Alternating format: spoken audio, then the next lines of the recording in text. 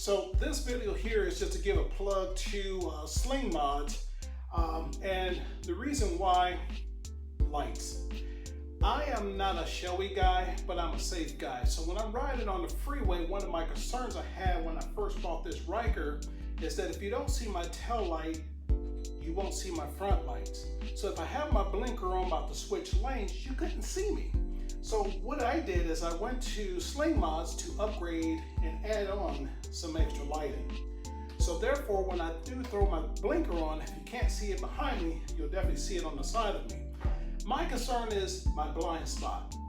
I will see you, but I just want to make sure you see me. And I end up upgrading to these lights here to add on to give me a little bit more visibility. Now, just to forewarn you, these lights are awesome. But if you watch the Sling Mods video, it's not quick. Take time, be patient, and put everything together. It's an easy job, it's just a little bit more time consuming to get everything installed. And if you're not comfortable with drilling into your own products or wiring, then you may want to take it over to a local dealer to have those done for you.